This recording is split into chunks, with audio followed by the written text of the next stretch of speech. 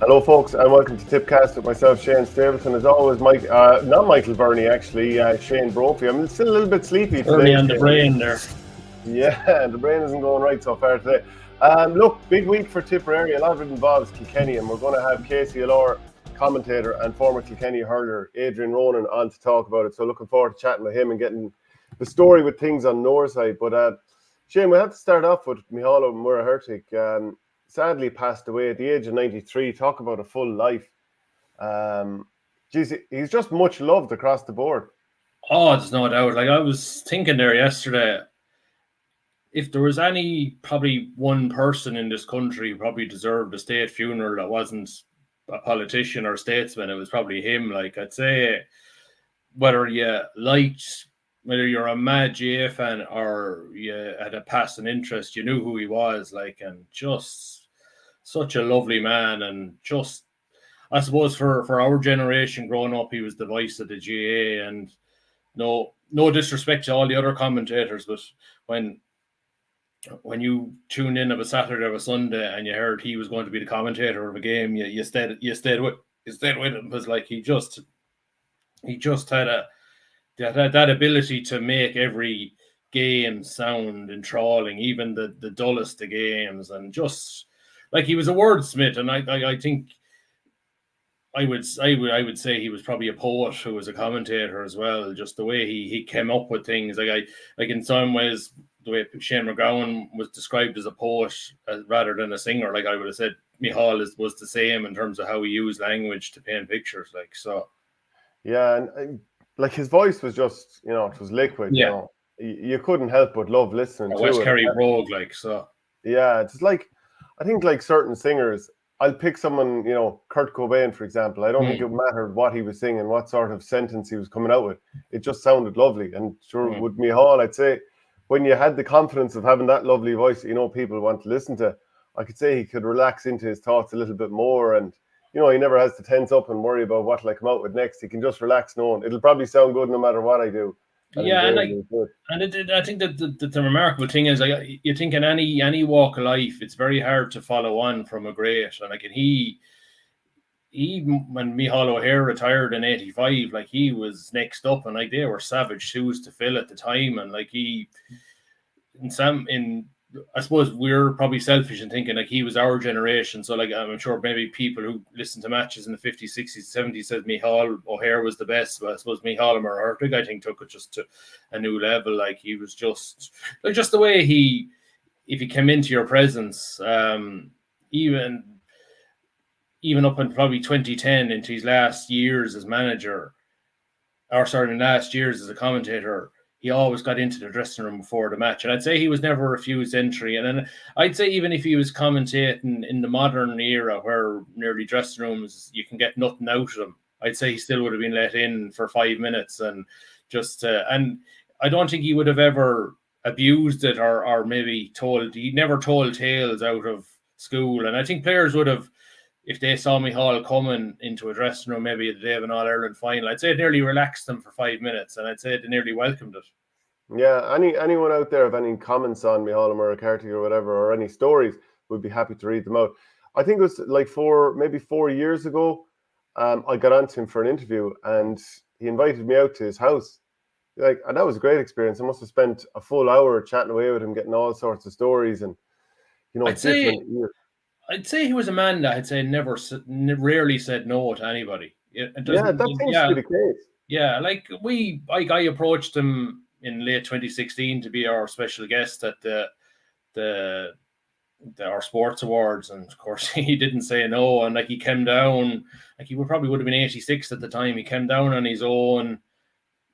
The only thing he wanted that night, I think, was a room to stay. He wouldn't take any payment other than just cover my room for the night. And look, and as I say, he just loved meeting people. Like, he just a brilliant person. And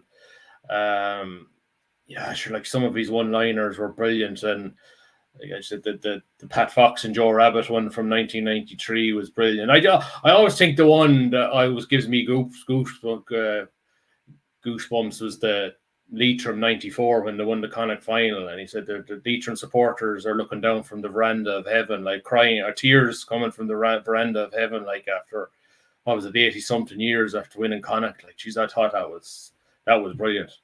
That was glorious. And we'll ask Adrian Ronan when he comes on, hopefully in the next couple of minutes, if he has any memories or dealings with Mícheál over the years. Ray says, huge push from Tip to get supporters down to Kilkenny.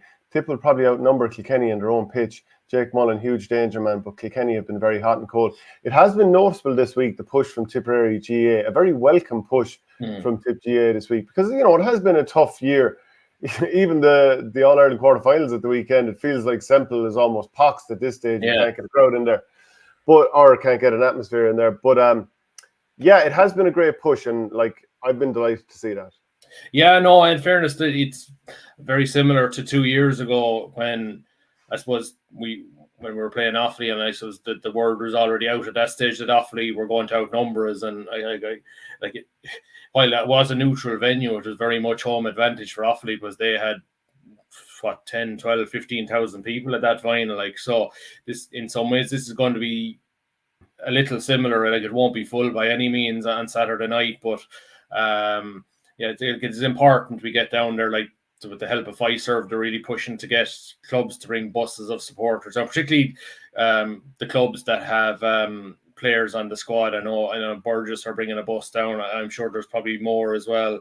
I'm sure the likes of Salahead, who wouldn't get too many players on a Tip minor squad, I'm sure with Darragh O'Hora, like, they're probably bringing a couple of buses down. Like, so look, I just think it's just for the way I'm not a fan of these tosses. I don't like. It's an All-Ireland final. I always think that it should be neutral venues, but look, it is what it is. So, like, which means it has to be Tip supporters have to make an extra special effort this weekend, like, just to help the players out, because this is it's not the be all and end all for all these minors on both teams, but for I suppose a good chunk of these players on both teams, this is probably going to be their one and only chance to win an All-Ireland. Some will progress to play under 20 and seniors, some will fall away, some will maybe end up going abroad over the next few years. Like, it's just the way things go. So, like, this is while they say under 17 is development, and it is, and like, Tip have got massive development this year. God, if you lose, losing an All-Ireland final is a sickener. Yeah, to be unreal to win it though away from home. Oh, yeah. When I keep seeing these comments, you know, now that you're seeing such a swell of activity online about getting Tipperary supporters down to the game, do you buy into this idea and these comments that Tipperary could actually outnumber Kilkenny there? I find that somewhat hard to believe. I don't. I think I don't see any more than maybe 10, 12,000 being at the game on Saturday. Between both counties? Yeah, totally, yeah. I that's why I thought maybe if Portlaoise was ruled out, why wasn't Waterford considered? But maybe the GA didn't want the hassle of maybe having to deal with tickets through clubs, and maybe having kids maybe on that those sandy banks on each end of Waterford, Walsh Park. Maybe if Walsh Park was fully finished and proper terracing on either side, and you had more secure, I'd say it probably would have had a neutral venue. But no, I still think Kilkenny, it's a home All-Ireland. I'm sure Kilkenny support numbers are probably fallen away the last few years, but this is a home All-Ireland final. I'd say they'll come in big numbers this weekend. This Saturday, they'll make it a cauldron. Like, I referenced the 2013 qualifier in my preview this week, and I asked James Woodlock about it, like, would you be tapping into your experience of playing that day? And like, I'll take it to my grave. I don't remember where you at it. I still think, even though Tip lost it, I think it's still one of the most unique sporting occasions I was ever at. The best, I think. Just that sense of, it's like a sense of kill or be killed that day. Like, it was just massive. It was raucous stuff. Yeah. That was an incredible day. Very frustrating day as well, because Tipperary had the chances to get on the front foot. Even, you know, the bad luck of Larry Corbett having to go off injured. Yeah. It was there for Tip. Yeah. And to be honest, neither of those teams was going to go on and win the All-Ireland that year. They both just seemed to be labouring for whatever reason. But like, it was the big two at the time who found themselves in a qualifier, like, and one of them was gone by 6th of July. Like, it was just epic. Like, and it's like, I give credit to Kilkenny that night. They really turned it into a home advantage. Remember when Henry Shefflin came out of the dressing room, the cheer he got about an hour before throw-in, and then I always remember that, I think I might have mentioned it last week, the countdown. They counted down the last few seconds of injury time to make sure that Brian Gavin blew his whistle right on 72 or 73 minutes. Like, it was, Kilkenny really know how to make an All-in Park a home advantage, and I'm sure they'll do it again on Saturday. We have a great view of Adrian Ronan's air freshener, but you've just cleared it out. Great to have you on the show, Ronnie. I could do it more than air freshener now at this stage, but yeah. How are you this morning? And Ronnie, what's the mood like in Kilkenny coming up to this minor All-Ireland?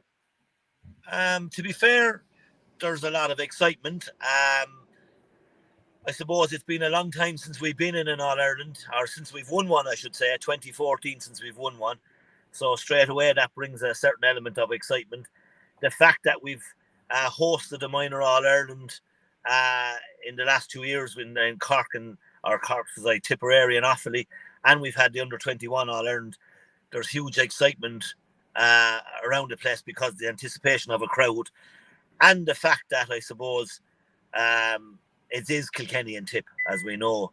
So the borders, in particularly, there's great bragging rights, as we know, down along the Callans and the Carrigan Shores and the Clonmels and Ballingarries and Kilmanagh in our own place. And, so there's a great rivalry there. So there's a lot of people looking forward to it because, as I said, we've been starved of an All-Ireland success, and we're still looking at that 2014 Kilkenny team.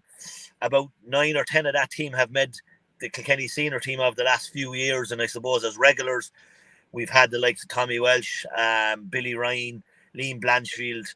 4 or 5 have come off it, so there's probably a certain element of excitement that maybe we might unearth 4 or 5 potential senior players. It doesn't always work that way, but if you go back to that 2014 team that we beat Limerick in that All-Ireland, and for some strange reason Limerick got some kick out of that losing team. They got 5 or 6 of the best players of all time, namely Cian Lynch and Morrissey and Peter Casey. So, this story that minors don't become seniors, well, if you just go back on that 2014 in Kilkenny's and Limerick stage, well, Limerick got some bounce out of that, Quinn. There's a lot of activity around Tipperary GAA at the moment in terms of trying to drive a crowd to this match. What sort of crowd are you expecting from Kilkenny there, Adrian? Yeah, no, we're the same. I suppose in the day of social media as well, here I'm trying to get my face into this camera here. There is a lot of excitement, and I see Kilkenny through Michael Fenley, who's heading up the underage development squads in Kilkenny. He's the leader there, and he's put out a very clear message of trying to get the support through the clubs. And I think, not taken from any of our county boards, but the fact that both county boards, I think we have to give great credit to them that they agreed to toss for this. That was one of the pluses straight away. You have to give credit to county boards.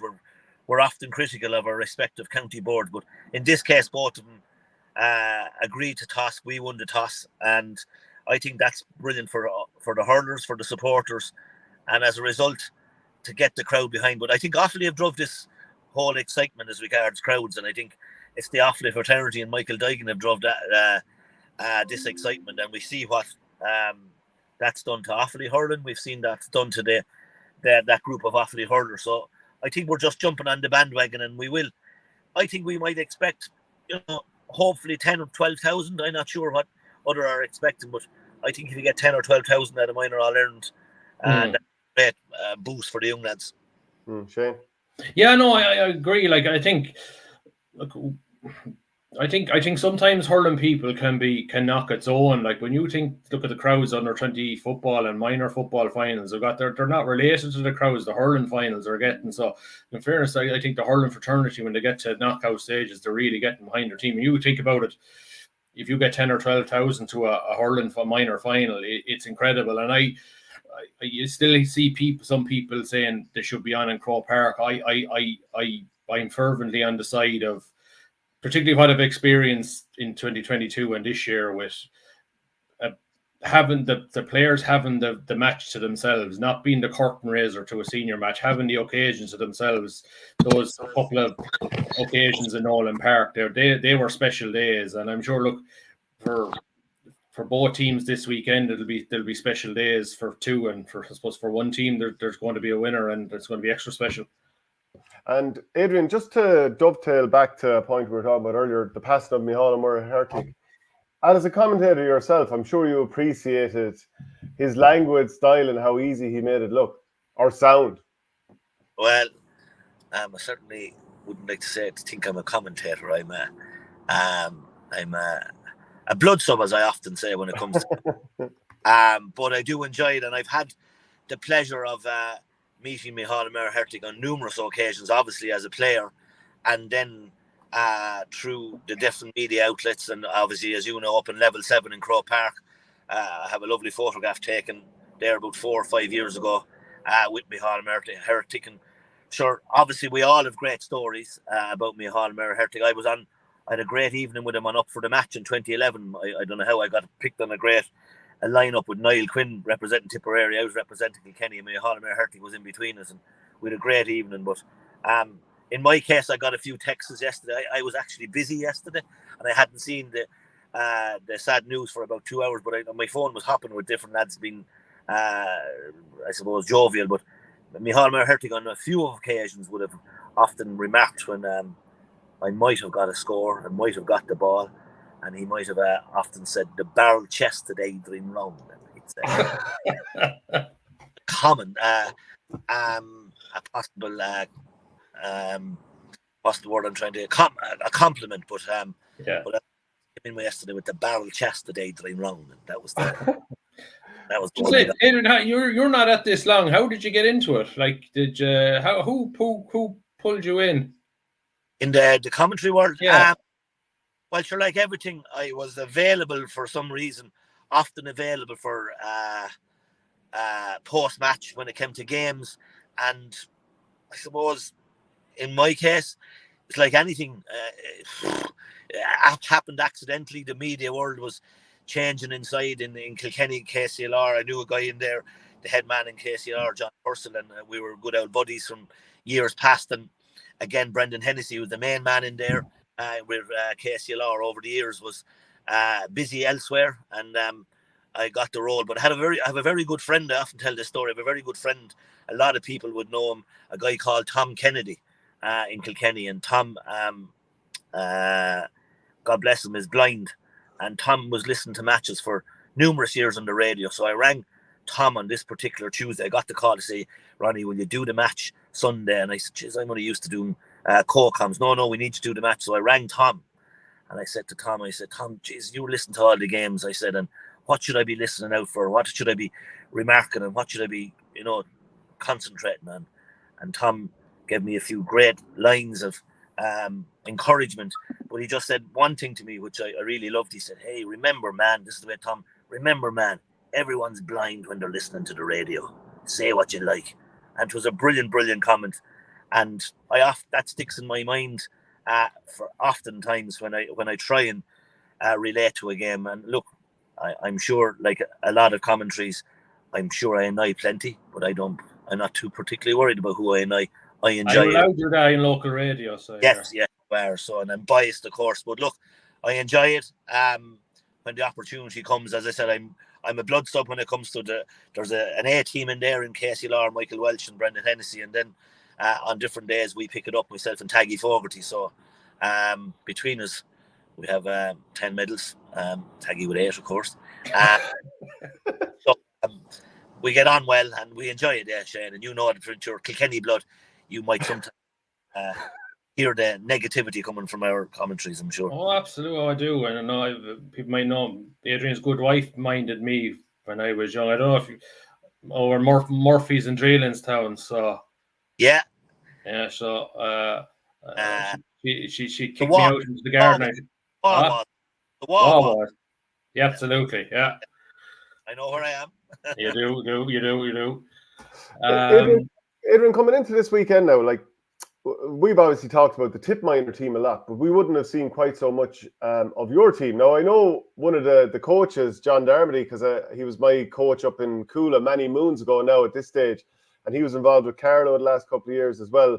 You know, Niall Bergen's obviously the manager. But can you talk to us about this team and the manner that they got through a titanic tussle with Clare in the semi-final? Yeah, well, I suppose, to be fair, going back to your point about the local radio, we covered most of the matches, and I actually covered most of the matches with Kilkenny Minor, so I have a fair good handle on them.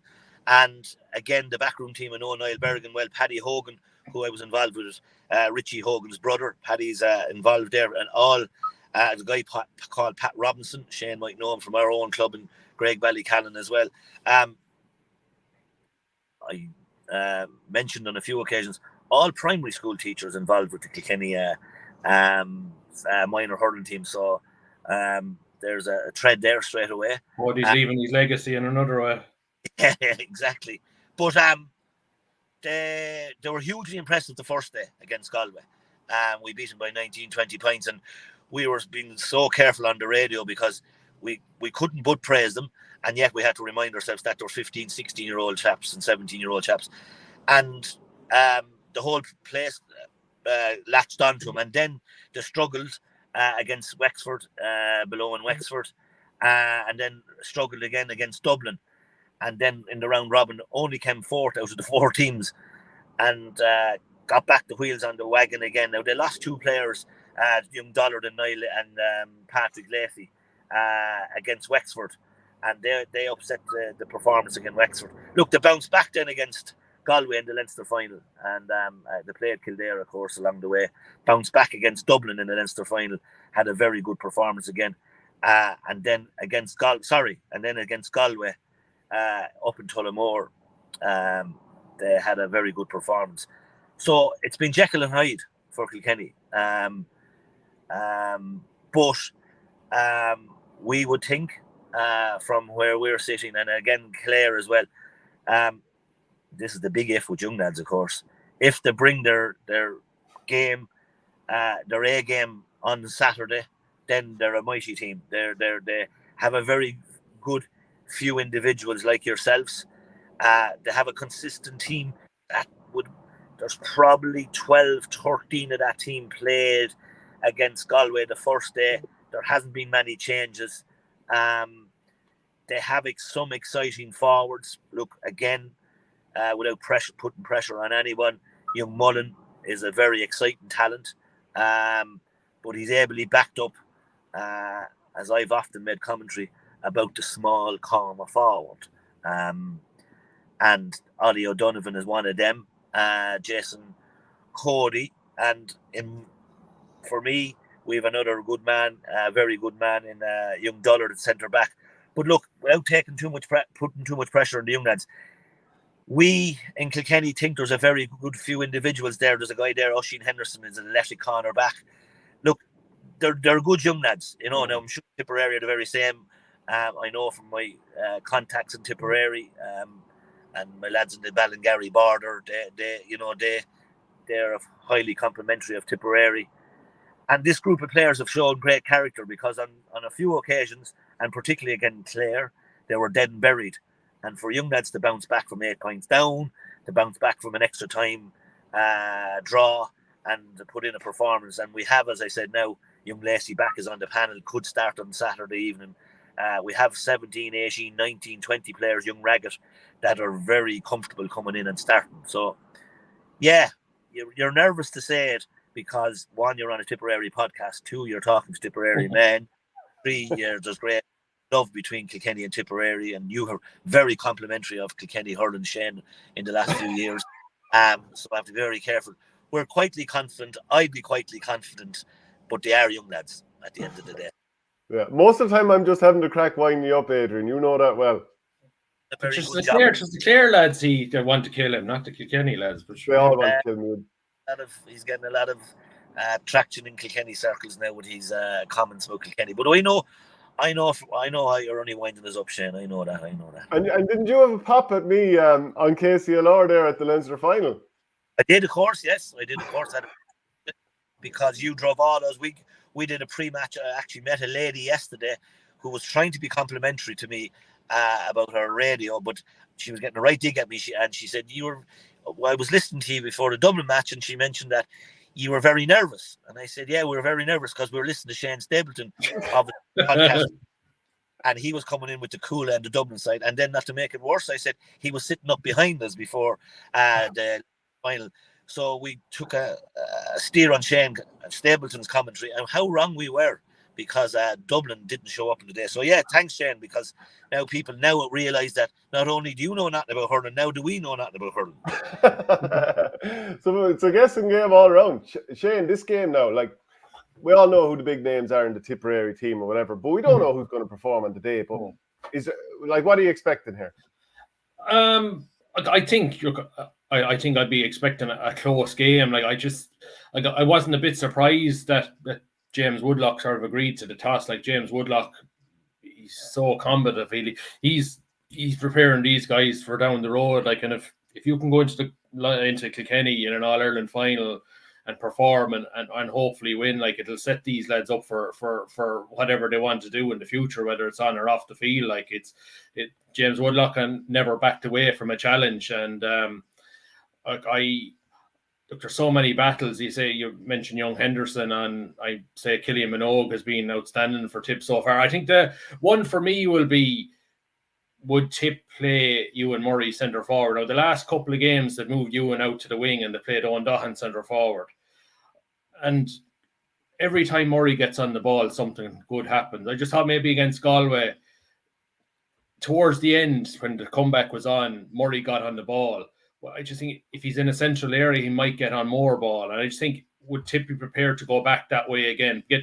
Put Murray, okay, it might be a little crowded on the middle, but there's more chance of Murray maybe getting on more ball, because I think when Murray gets in possession, either scores himself or he does something right with the ball. Like, I think that would be key. Like, I think our defence since that 4-goal, since they conceded the 4 goals against Clare in round 3 in Munster, like, they haven't conceded a goal yet. Like, for all our struggles against maybe 14-man Galway in the semi-final, we never coughed up a goal chance in 80 minutes, which was very impressive. Like, only for the Galway goal, he missed saving 4 chances. We probably should have won it in normal time. Like, so, like, there's that would be the one for me. Like, if would Tip be prepared maybe to change tack and put Murray centre forward, just to have him more in the game? Like, I think that would if Murray is central for Tip, I think that would be that will make their job of winning the game a little easier.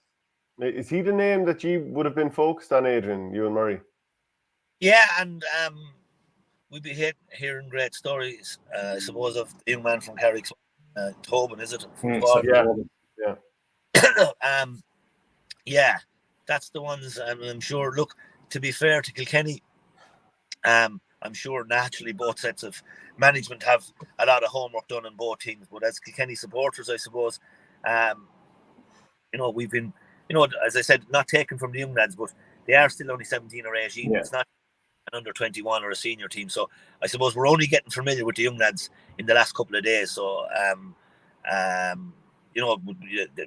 certainly, we'll be hearing, like, obviously from Kilkenny, that Mícheál as a young lad involved, Brendan Cummins as a young lad involved, when you go back through the teams, and and the same with Kilkenny, young McDermott, his father captain Kilkenny in 1990, the Jake Mullen has a brother there, or Adrian Mullen's brother is there, young Dollard, his father won a lot of medals with Glenmore. Niall Lacey, as young lad, is on the team, he trains Ballyhale, so there's a lot of connections and a good bloodline within all the young lads, and I'm sure there's no different in Tipperary. And your own experience then as a minor and managing the minors as well, what's it going to be like for these young lads going out? And we'll keep in mind that they're a year younger than those teams you would have been involved in. Yeah, well, I suppose certainly from playing minors, which is a long, long time ago, sure, it's a massive learning curve as a young lad. Thankfully, I was a minor for 3 years, and unfortunately, we came at the same time as the great Offaly team, the Dooleys, the Pilkingtons, and the Wheelahans, and we had great battles in Leinster with Offaly. But thankfully, we won an All-Ireland in Croke Park in 1988. It was considered a decent team. We had a full forward line of a lad called DJ Carey, Charlie Carter, and myself, so not too bad. Not bad. It wasn't bad. A guy called Pat O'Neill. Probably a better match than the senior match that was played afterwards. Galway and Tip were the worst finals probably ever played. Fond memories of that senior match. But yeah, we had great times and lovely times winning that, and obviously as a group of players. Managing Kilkenny Minors, I didn't have the success.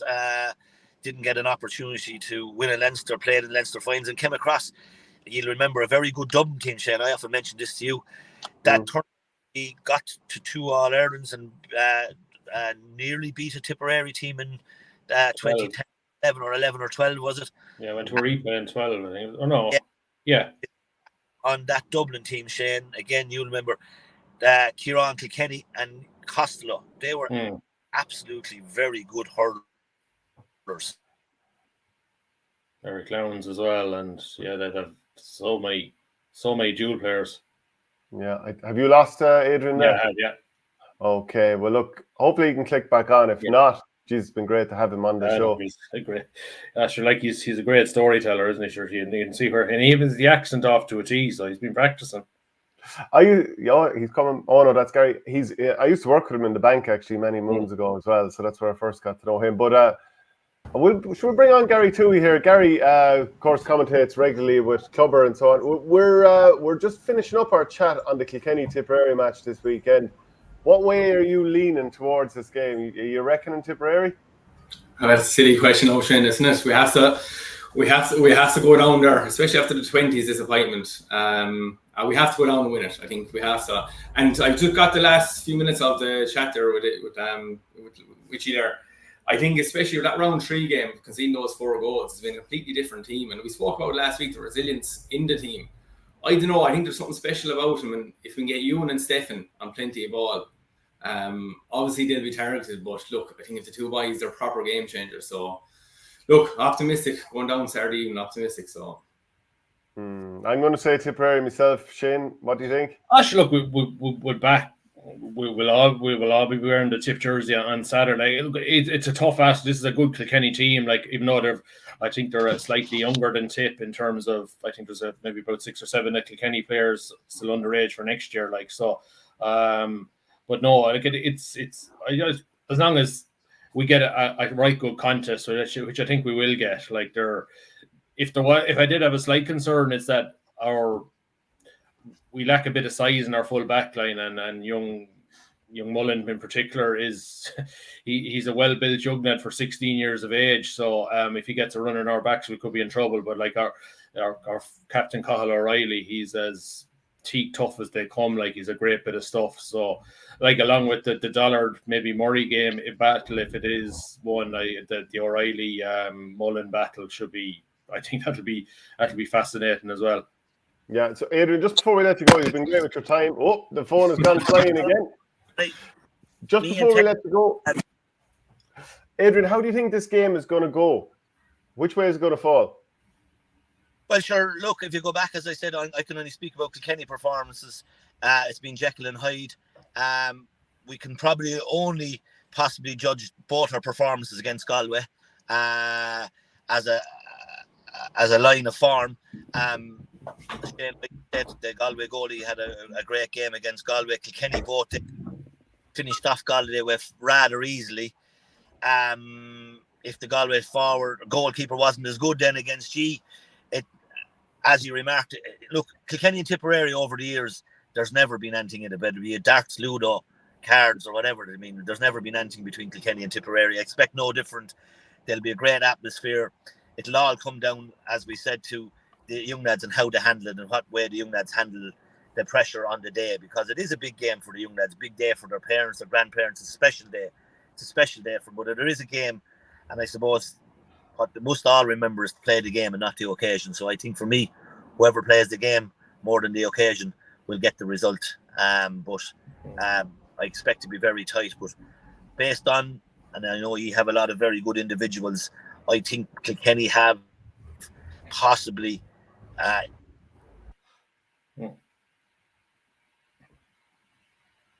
could be Niall Bergen. Yeah. Could be the Kilkenny minor man. Was that Niall Bergen cutting you off there? No, Adrian, can you hear us? The cats are rattled there. He's gone frozen there.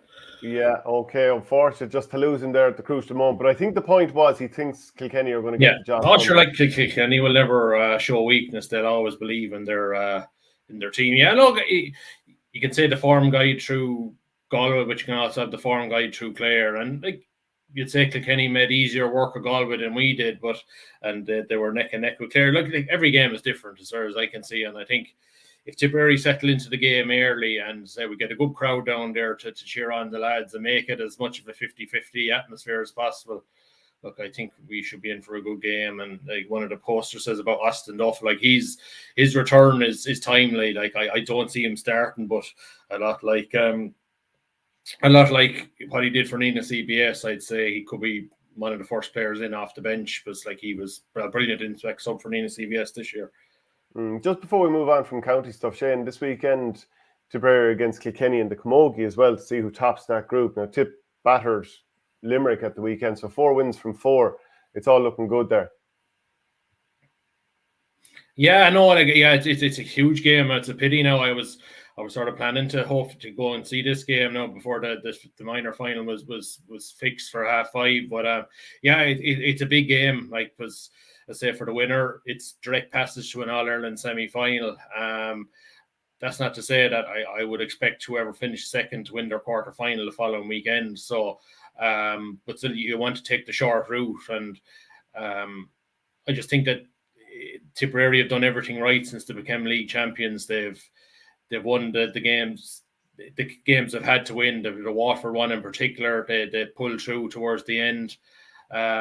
Like, this is a Kilkenny team in transition. A lot of their great players are not there anymore. But to see how well this new Kilkenny team under Peter Clear is going is very, very impressive. Like, they have Anne Dalton has gone, Denise Gall is gone travelling. Like, a lot of their big names are not there anymore, but they've transitioned in a young group very, very well. And like, this is a game Tip cannot take for granted. I don't think they were. I think there's too much at stake. And just interesting, Dennis Kelly speaking after the win against Limerick, like they're focused. Like he put out a full strength team against Limerick last week. It was all about getting the rhythm up for the big game next weekend against Kilkenny. Win that, they have a 3-week spin into an All-Ireland semi-final down in Nolan Park. So, like, I suppose win or lose the minor final, will be going to, well, we should be going to Nolan Park anyway, again, some part of July, so for a Camogie semi-final. And just with the momentum and experience they've had over the last few weeks, you tend to think home advantage in the rag should swing at Tip's way. Yeah, well, best of luck to Dennis Kelly and the Camogie girls this weekend. I just say, it's a big double header in the rag, because the juniors are playing Armagh, and that's a winner. That's the top of the table direct semi-final game too. So anybody who can't go to Kilkenny, if you can make the trip to the rag, you're going to get a good double header there earlier in the afternoon. Okay, well, look, let's talk about the North Tipperary quarterfinals that went ahead last weekend. And I'm going to get the bad one out of the way first, as far as I'm concerned, Gary. So, Kilkenny 25 points, Bursley 116. And, it was a tough one for you to even commentate on, Gary, because Bursley just didn't produce in the first half. 13-3 down at half-time, made a bit of a burst and, got within striking distance late on, but Kilkenny reacted when they had to. Yeah, geez, Shane, like, it was probably the most disappointing burst performance I've seen, the last decade. Now, in fairness, in the second half, they came out in the first 10-15 minutes and they gave it to Kilkenny, but as Kilkenny always do, they kind of withstood the pressure and kind of pushed on again in the end. But like, I suppose we spoke, myself and Trevor Fletcher spoke about who was missing. Like, Jerry was missing centre back, and obviously Brendan late on, we only found out he was missing as well. So there didn't seem to be any urgency in the Bursley play at all. It was very disappointing. Probably kicking off the 4 games is a very disappointing game to kick it off. But look, Kilkenny again, very polished lads. Didn't get out with second gear, I'd say. Ty Galler in the middle of the park as per 4 points in play, Clubberman the match. Billy Seymour got 10 or 11 points again. Shane Gleeson had a very good second half, picked off three quick fire points in the second half, but no, to kick things off, it was a poor game to kick things off. Look, Kilkenny won't give 2 hoots how they won their dirt hoots in our semi-final. What do you think, Shane? What did you make? No, it it wasn't one to get the pulses racing last Wednesday, even though you think it was a great game to start off the championship. But like, what was it, 14-6 at half time? Kildangan were sort of cruising without. Sorry, I think it was 13-3, wasn't it? It was. I wouldn't say I think it was 14-6 at half time, but like you might be right then. Yeah, I don't think they had to get out of third gear really.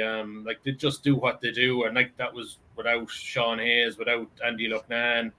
I suppose the big thing for Kildangan was getting a big performance out of Shane Gleeson. I suppose he was probably one of their up and coming players a few years ago, struggled to find his way into the team. Now he has a confidence building performance. I'm sure like they'll be hoping, okay, he'll take that maybe into the semi-final and just build that little bit more depth. Because I suppose like while they won the county championship last year, they were relying on the same 16, 17 players to get them over the line. And I think they know that they need a few more than that. Particularly, I think Muircheartaigh is gone away this year. Like Dan O'Mara is playing junior. I'm sure maybe they'll hopefully try and get him up to speed a small bit as well. So, look, for Kildangan, it was, I'd say, like you're always a bit of trepidation first day out to know how you are. Like they were what we expect from Kildangan. But for Bursley, I'm sure it was probably a shock to the system. They probably thought, geez, we have a bit of work to do, even though Brendan is to come back. But like Jerry Kelly, he's going to be a significant loss. Tom Delaney, I'm sure he's young, but you can't put too much on him too. And like they'll hopefully try and get more out of Conor Kenny. He was quiet enough. Eddie Ryan, Kieran Maher didn't light it up from play. So look, there's more to come from Bursley, but I suppose they have the next 5 weeks to try and find it. Yeah, just like Kildangan, sorry Shane, like Kildangan didn't use any subs at all.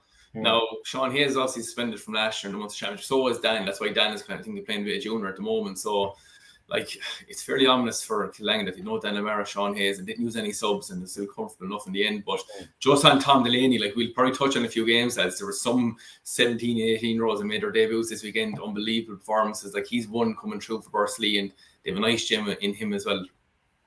Yeah, like the thing with Burris as well is like I know Brendan is to come back, but you can't pin your hopes totally on a 35-year-old player being able to turn everything around. Like he's still going to produce for Bursley, I've no doubt about that. But you can't ask someone who's doing it for 20 years to keep throwing the team up on the back. So it's obviously going to have to be other lads who are going to get it done as well.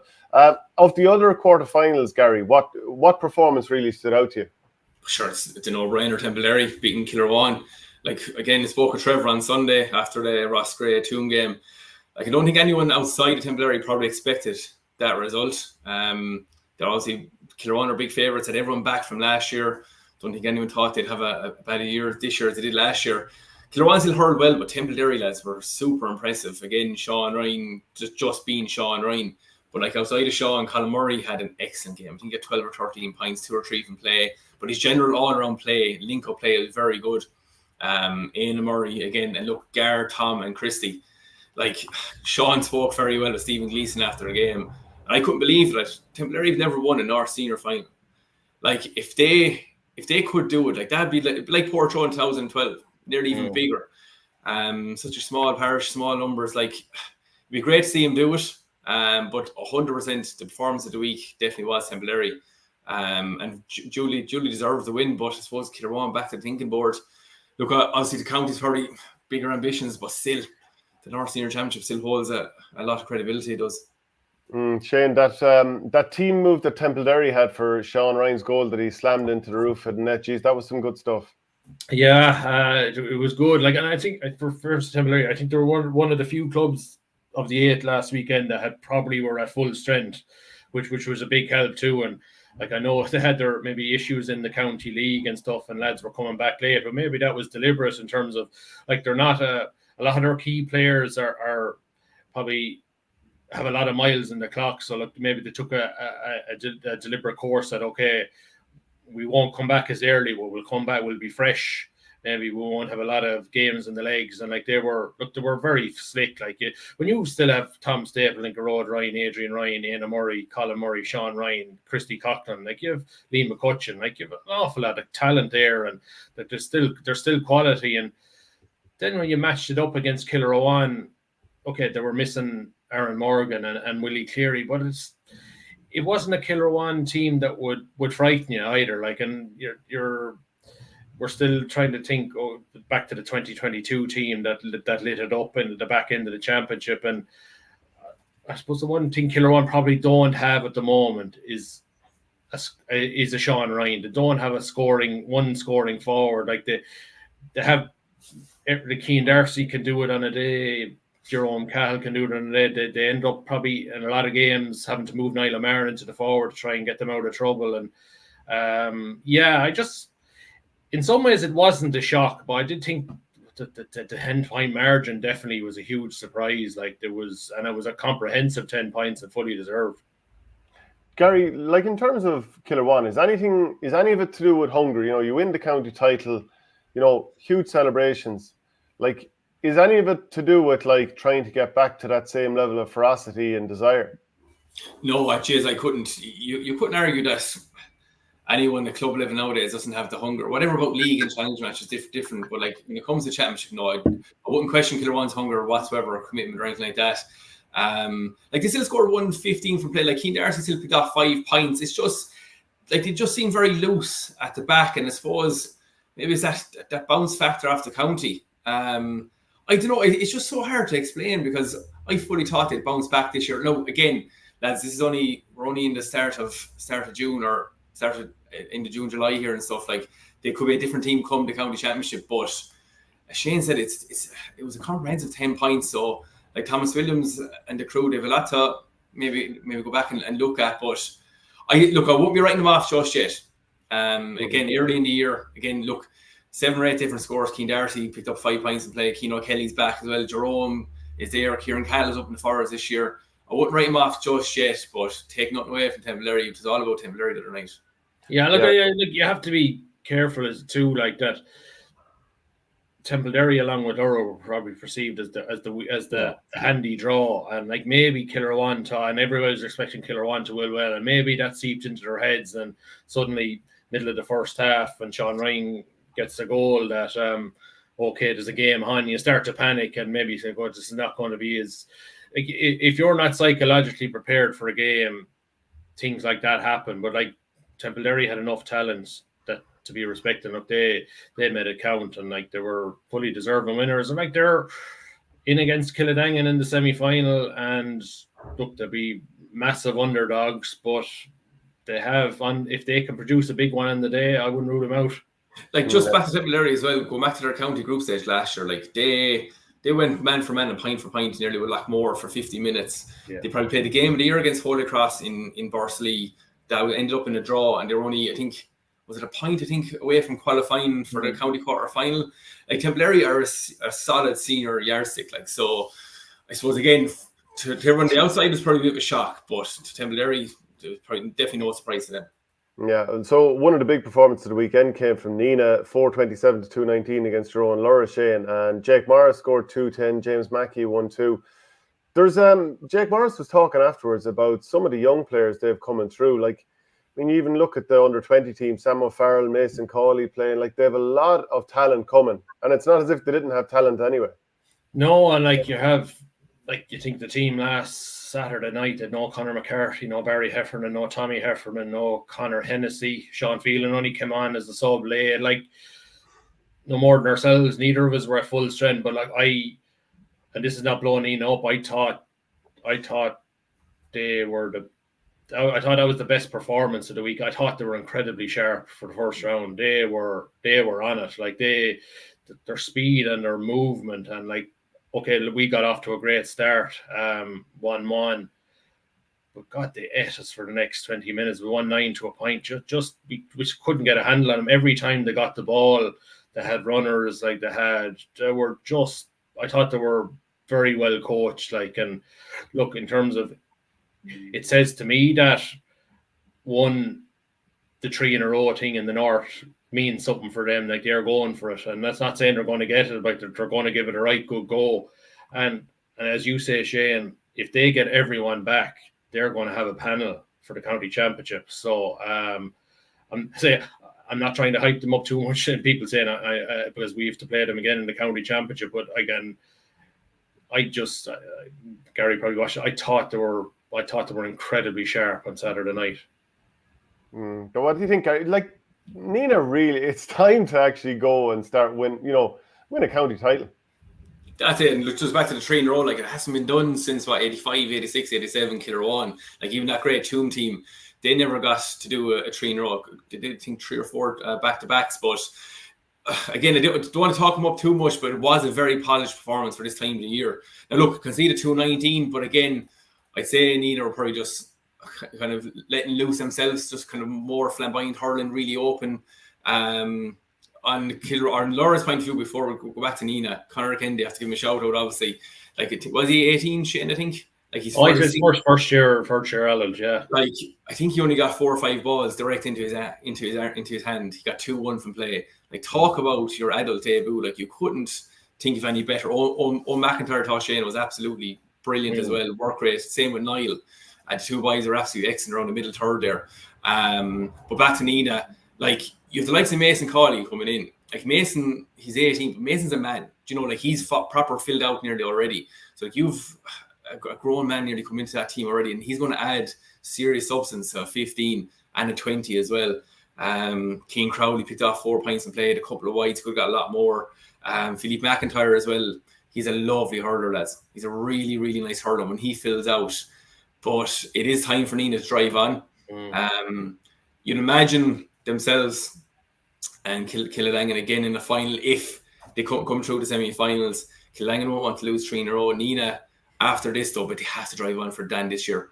They have to really, and as Shane says, they have a proper panel now this year.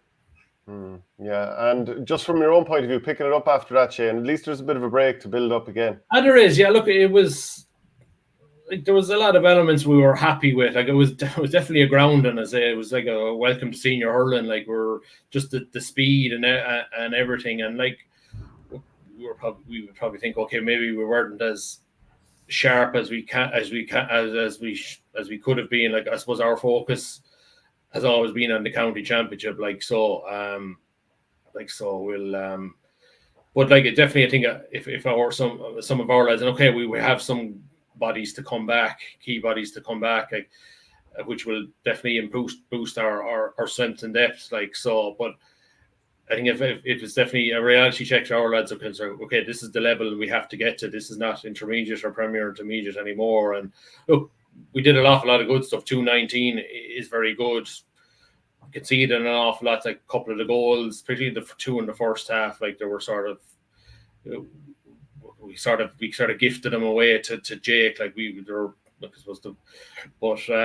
no, look, in terms of like Conor Kennedy got a start. Lee Hogan came off the bench, was very, very good. He's only 18 years of age as well. So no, look, I say we have 5 weeks till we play a lot more, 4.5 weeks to play a lot more in the first round of the county. So it was, while it was 14 points, it on paper doesn't look good. It didn't feel like a 14-point game, but I think in the modern hurling games there's so much scoring, the games can get away from you pretty quick. But I thought there was elements of our performance we were pretty happy with.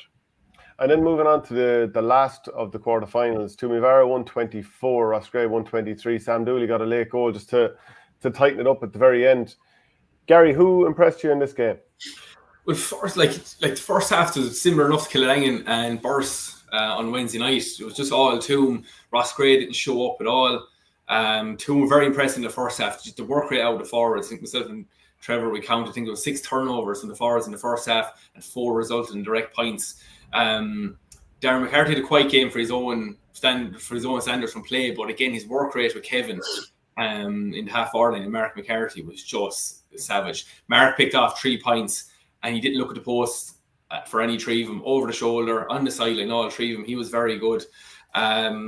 Jake Hackett came on then for 2 in the second half, picked off 2 of the points of the championship. Just absolutely incredible points. Roscrea now again, like they were missing Darren O'Connor and Shane Fletcher. Shane came on in the second half, completely changed the game around. So they were down 10 points at half time. They won the second half 113 to 7 points. Completely different Roscrea team in the second half. A lot of people saying the goal kind of glossed over. They didn't. Roscrea were way the better team in the second half. Spoke to Ken Dunn afterwards, and 2 were probably a bit flat out on their feet. They put so much effort into that first half. And then again, like subconsciously going in at half-time, 10 points up, you probably think yourself, lads, like we've all been there. Subconsciously yourself, you're like, look, this game is done and dusted. Roscrea just came out and went at him. Second half was probably the half of the whole week. It was a really good game of hurling second half. Yeah, I think there's no doubt, like the style of hurling Roscrea play, like the working it out from the back, it's risk and reward stuff. And in the first half with Tumivara, like just too many of those balls out of the fence broke down, and Tumivara just punished them. Roscrea got better at it in the second half, and you could see when they have it up to speed, they're how effective it can be. But like, there's no doubt, like it's a risk and reward thing with Roscrea in terms of the style of hurling they play. But just back to Toom, I tell you, that Barry O'Connell that picked up from Limerick at centre back, nice pick up, like very, very good. And like they have Josh McCarthy to come back. He didn't play last weekend, so would like to have an All-Ireland medal winner from Limerick in the centre back. Like, geez, he could be. He's going to be a huge shove onto that team. It was Ballybrown, I think he's come from. Like, so I think he's marrying into. He's building a house. I think he's going out with a girl from Tumivara, but that's a nice pickup for them. For sure. And then we know that the semi-finals are going to be Toom against Nina and Templederry against Kilkenny. Do you think, Gary, that after Templederry's brilliant performance against Killer One, can they maintain that now against Kilkenny? Yeah, like the game I think is fixed for Dala. So I wouldn't write off a shock. Now look, obviously if Kilkenny show up, Kilkenny will win, simple as that. But Templederry will be riding on a crest of confidence here now. I definitely won't be writing them off, and it won't be a one-sided game like probably the bookies will call it. Again, I don't think there's any cornerback or fullback in the county that can properly manage Sean Ryan 1-on-1. So I'd imagine. Well, look, I don't think Kilkenny will change their game plan just for Sean Ryan. But still, if Sean can open up, and even if they do kind of maybe tighten up on Sean, Colin Murray's there. The two Murrays are there. Garrett's there. Thomas picking off points. It's going to be like the two semi-finals are absolutely class there. Again, it'd be great to see a shock for Tipperary and get to an hour final. I will call Kilkenny by 5 or 6 points if Kilkenny show up. And look, it's very rare that Kilkenny don't show up. And just lads, last weekend, the two matches on in Thurles, just your thoughts on that. Dublin, I felt they put up a decent performance, even though they went 10 behind. Like, we've even talked about Roscrea coming back from well behind and Borrisley as well. Like, like even Dublin were the same. They came back and they were within striking distance, but with no one behind them, I felt it didn't feel like it got tense because there was no one there to sort of roar it on. But Clare also got the job done. I'll start off with you, Shane. I suppose you expected both of those teams to win. Yeah, I thought that the Cork-Dublin game was one of the worst games of hurling I've seen in a long time. Like, there was no life to it. There was no... I think I put it up on Twitter that if you were asked to play in the Dublin full forward line, you're sent to purgatory, you're sent to Siberia because you're not getting the ball. Like, I know it's the system they play, but Jesus, it's very, very frustrating. And then what did they do when they're 10 points down? They started going a bit more direct, and they said put Cork full back line under pressure. And I just think sometimes you can overthink it. And then when you break it down, some of the wides Dublin hit in the game were easy chances that should have been over the bar, particularly in the second half. So, like, there'll be a few regrets. Like, Cork just got through the game. We saw the bad Cork again. The Cork team is not switched on. There's nothing special. And if they bring that against Limerick on Sunday week, they'll be absolutely yet alive. But if they bring the intensity, but that's my worry. We saw the really good Cork against Limerick and Tip, and I'm just wondering, has that 4-week break, has the edge gone out of them? Can they get that edge? And they have to get that edge up again on Sunday week, and if they don't, they'll lose that by 8 or 10 points. Then again, sure, Tip beat Offaly 738 to 318 and then didn't get out of the blocks against Galway. What do you think yourself, Gary, and also the Clare against Wexford game? Well, I tell you, the double header in Nina this Sunday with Rovers, Moneygall and Port Rovers again will be two better games than last Saturday. Again, it was just very, very flat and dead. Again, Cork, I think this is perfect preparation for Cork. Again, great point. Like, if they won that game by 10, 15 points, which you could have, because they're well capable of it, going into Limerick game, this serves them no purpose at all. So they're going in now under the radar. They'll get themselves up for that, no problem whatsoever. Again, it was a frustrating game to watch. It was just, again, Dublin, exactly like Ross Gray. In that second half, they when the game was over, they went for it. And Conor Burke could have had 6, 7, 8, 9, 10 points to play. Like, he's so many wides as well. And it was just, it was a frustrating game. Conor Burke missed frees. You never see him miss. Like, it was the one day they couldn't afford. Like, you need him. They'll have regrets. Like, so. Yeah. And Doyle, in fairness to Doyle, like, he loves to shoot from range and from open play, but from dead balls, he's 95% all the time. It's probably one that Dublin will say that they left behind them, and in the Wexford game, that yellow card early on, it just ruined it. Wexford, they could have had a real rattle at Clare, but Rory O'Connor's top scorer from playing the championship, like, when he's gone, like, Wexford's real hopes kind of went as well. Yeah, I think, you know what, that, like, I was in at it, and it just proved to me that neutral venues don't really work unless you've got a final, because. And I heard a few people saying it, that if you get to a provincial final, you should have home venue then for whenever you get into a quarter final. Because I think that should be looked at. I think that should be considered next. Like, if you had Dublin and Cork in a full Parnell and maybe Clare and Wexford in a full Ennis, I think you would have had two better games. You'd have two. They're both brilliant venues they're both brilliant venues for games when there's something at stake.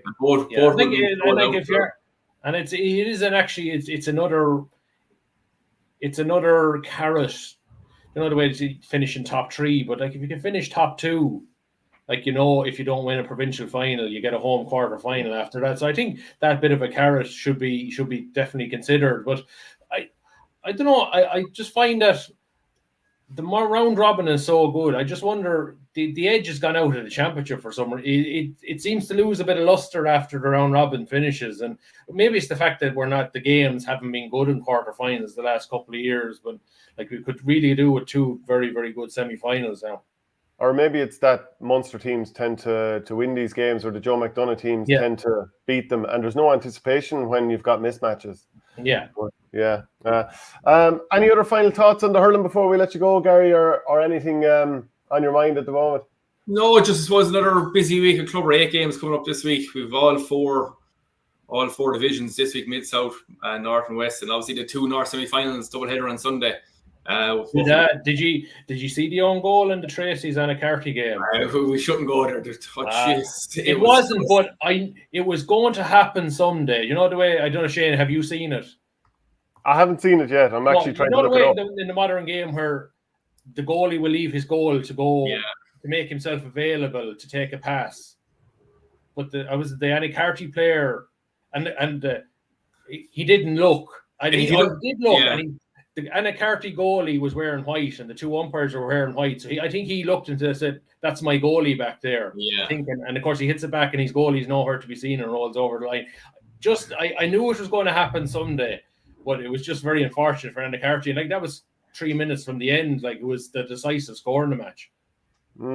And I thought back in, I remember many moons ago, the brother was playing a ball back to probably Brendan Cummins, and it went out directly for 65. And I remember giving him a bit of jip out over that. I can only imagine if he'd scored an own goal, what I'd be saying. Gary, thanks very much for joining us, and hopefully we'll be chatting to you again soon. No doubt we'll be listening to you on Clubber anyway. So I've Dennis Kelly with me on Sunday for the double header, so fingers crossed he gets the result on Saturday. Yeah. Absolutely. Cheers, Gary. Takes care, right, sound.